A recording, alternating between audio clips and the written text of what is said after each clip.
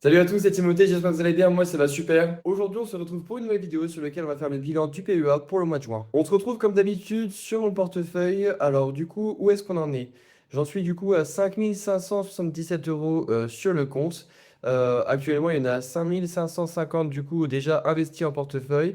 Il me reste 27 pardon, à investir que malheureusement je ne peux pas parce que sur Bourse Direct, comme chaque mois il faut au minimum 80 euros pour acheter une action. Actuellement, sur le compte, on peut voir que je suis encore en moins-value de moins 283 euros.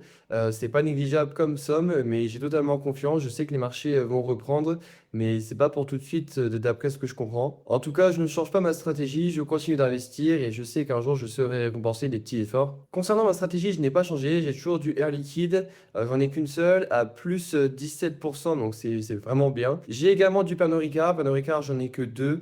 Je suis à plus 6,5%, on va dire. Là, ça change parce que les marchés sont ouverts tout simplement. Total, j'aime bien cette action. Je l'aime vraiment beaucoup, mais ce mois-ci, je n'ai pas investi dessus. Je vous explique dans la suite de la vidéo pourquoi. Mais en tout cas, j'en ai 39 et je suis à moins 1% dessus. Ça, Total, j'ai totalement confiance. La preuve, c'est la plus grosse action que j'ai dans mon portefeuille à 37%. J'ai toujours le Nasdaq 100. Le Nasdaq 100, comme je l'ai déjà dit, j'attends d'être en plus-value de minimum 6-7% pour le revendre. Et après, l'argent, ça, je le déciderai au moment voulu de ce que j'en ferai.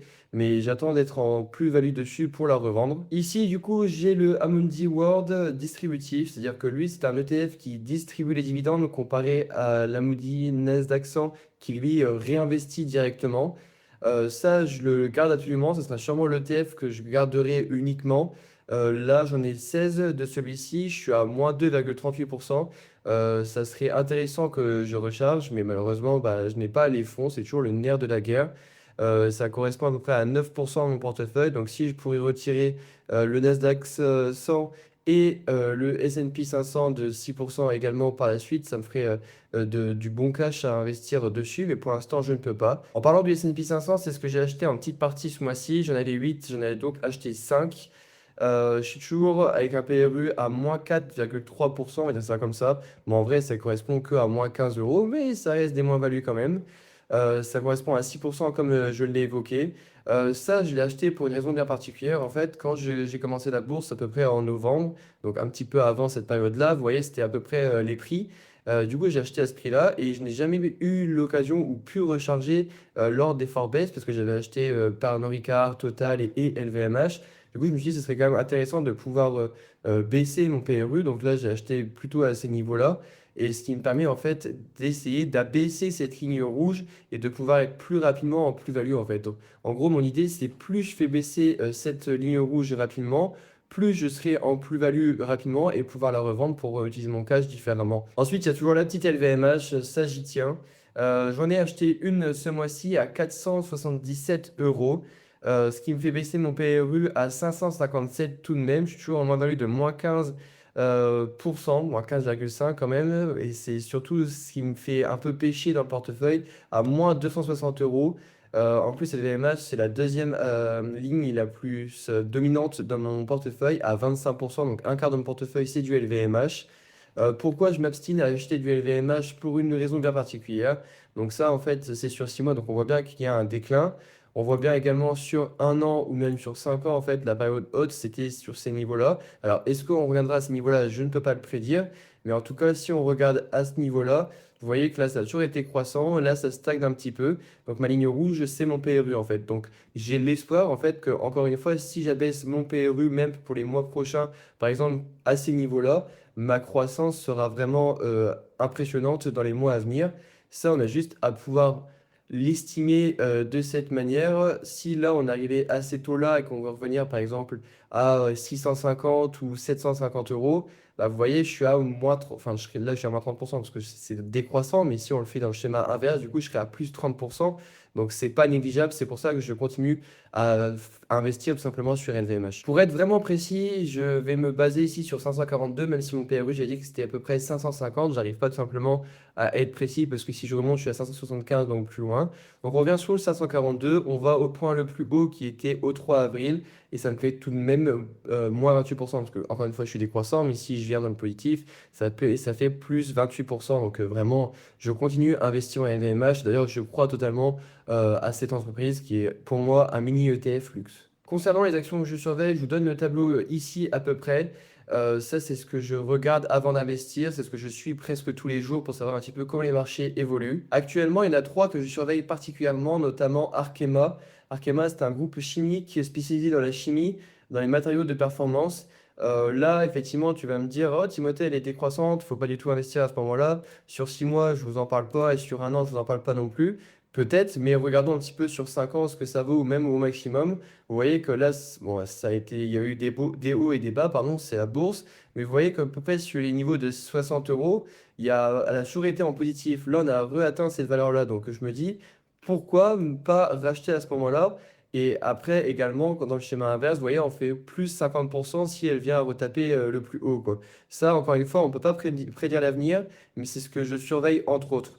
Alors, et je ne me base pas que sur ça pour évaluer l'entreprise, mais je vous donne juste Arkema. Je vous laisse rechercher de votre côté sur cette entreprise si toutefois ça vous intéresse. Ce qui n'est pas négligé pour cette entreprise et ce qui me plaît également, c'est son rendement à 5% 92. Donc vraiment, c'est quelque chose d'hyper important et franchement, c'est un argument pour l'achat. Donc on verra pour les prochains mois ce que je ferai. La seconde entreprise que je surveille, c'est Sanofi. Sanofi, je vous en ai déjà parlé sur ma vidéo sur les stratégies. Je vous laisse aller la voir si toutefois ça vous intéresse. Sanofi, c'est un laboratoire pharmaceutique français qui fait notamment le paracétamol, le Cardégique ou plein de médicaments comme ça assez connus, surtout à l'hôpital. Personnellement, je l'utilise tous les jours. Sanofi, pour moi, je suis acheteur à peu près à 86 euros. C'est pour ça que j'ai un œil dessus. Actuellement, elle est à 87 euros. Là, je vous ai mis sur un an, donc on voit qu'il y a des hauts et des bas. Mais quand on regarde au maximum, on voit bien que Sanofi, c'est croissant. Donc, à voir dans les prochains mois ce que je vais faire, si je rentre dessus, si ça se stabilise comme ça, et si surtout j'aurai le cash à ce moment-là pour rentrer dessus. Sachant que sur Sanofi également, il y a un rendement à 4,46, donc 4,5% presque. Donc franchement, encore une fois, c'est un argument qui me plaît. Surtout, c'est une entreprise solide, connue et reconnue, encore une fois, dans le monde hospitalier, dans le monde médical surtout. Et la troisième entreprise que je surveille, c'est ni plus ni moins Bic. Les quatre couleurs, les crayons, les souris, etc. Là, je trouve qu'elle arrive vraiment dans des paliers qui deviennent vraiment intéressants. Je suis acheteur à peu près à 53, 54 euros. On va dire que je peux chipoter à 2 euros près, mais vraiment chaque euro est important d'acheter. Ça, je l'explique sur ma dernière vidéo sur les ordres. Je vais essayer de la voir également ici si ça vous intéresse. Pour vraiment, c'est là que ça se crée, on va dire, votre rendement dessus. Et également, si on regarde sur 5 ans, on voit bien qu'il y a des hauts et des bas et que c'est vraiment important d'acheter sur des paliers bas.